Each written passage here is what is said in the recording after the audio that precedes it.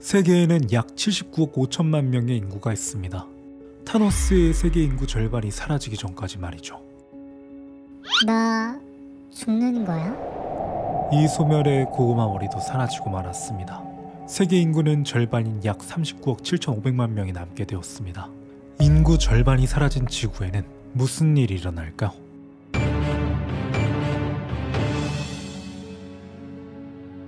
세계 인구 50%가 한순간에 사라진다면 사회에는 대혼란이 일어나게 됩니다.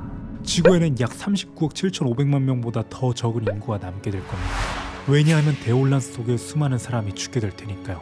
세계에는 약 15억 대가 넘는 차량이 운행되고 있습니다. 전 세계 도로 위에는 특정 시간에 약 1억 대가량의 차가 운행되고 있죠.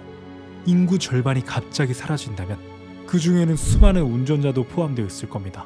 수많은 운전자가 사라져 도로에는 수백만 대의 차량이 충돌하게 됩니다. 제어할 수 없는 차량으로 인해 길거리에 있는 수많은 사람들도 다치게 되고 다른 차량의 운전자뿐만 아니라 동승자들도 다치고 죽게 될 겁니다. 하늘에는 비행기가 운행하고 있습니다. 하늘 상황은 육지에 비해 그나마 나을 겁니다. 큰 비행기에는 2명의 조종사가 탑승하고 있습니다. 둘 중 한 명만 사라져도 큰 문제가 없죠. 하지만 둘 다 사라진다면 추락사고로 이어질 가능성이 높습니다. 그 비행기가 도시로 추락한다면 끔찍한 일이 될 겁니다. 대혼란으로 파괴된 사회를 복구하는 일이 필요합니다. 이 재앙으로 인해 도시 곳곳이 부서져 전력망에 손실을 입게 됩니다. 전력망이 파괴되어 제때 고치지 않는다면 대규모 정전이 일어날 수 있습니다. 하지만 갑자기 줄어든 인구에 이를 고치는 전기기술자도 부족하기 때문에 한동안 어둠 속에서 살아야 할 겁니다.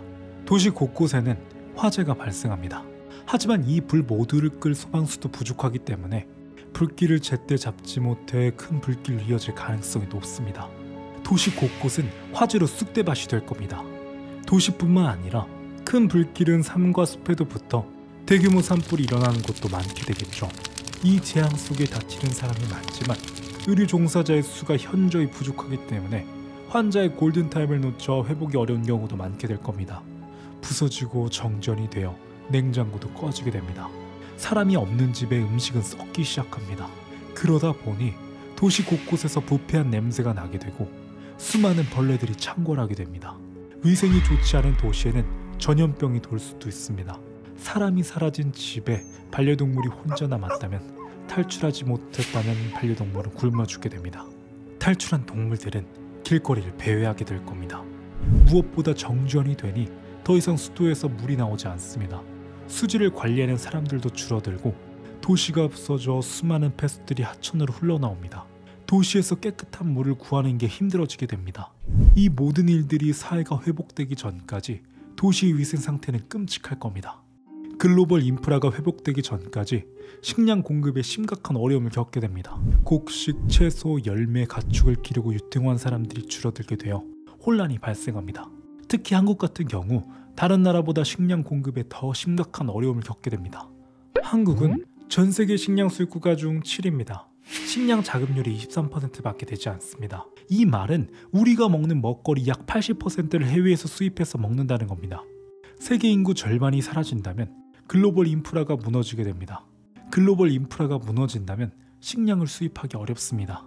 식량 공급에 큰 차질을 겪게 됩니다. 세계 지도자들도 사라지는 것 대상이기 때문에 언제 글로벌 인프라가 회복될지는 아무도 모르죠. 하지만 이 대혼란이 지나 사회가 안정화가 된다면 세계는 살기 좋아집니다. 매년 3,600만 명이 굶주려 기아로 사망하고 있습니다. 그런데 인구 절반이 줄어들고 현대 뛰어난 기술로 인해 식량이 공급된다면 기아로 사망하는 사람의 수가 줄어들게 됩니다. 식량도 풍부해지고 전 세계 자원은 한정되어 있지만 나눠 쓸 인구가 줄어들고 기술은 그대로니 모든 부분에서 풍족하게 지낼 수 있습니다. 많은 비용이 들어가는 거주 공간의 경우도 비어있는 집이 많게 되면서 더 이상 큰 돈을 들여 집을 살 필요도 없고 임대할 필요도 없습니다. 의식주 모든 부분에서 전보다 질이 높아지게 됩니다. 자원이 적절히 배분되면서 무분별한 자원 낭비를 막게 되니 풍족한 생활을 누릴 수 있는 겁니다. 무엇보다도 가장 좋은 것은 자연을 파괴하는 인구가 줄어들게 되어 파괴되었던 자연 곳곳이 회복되기 시작합니다.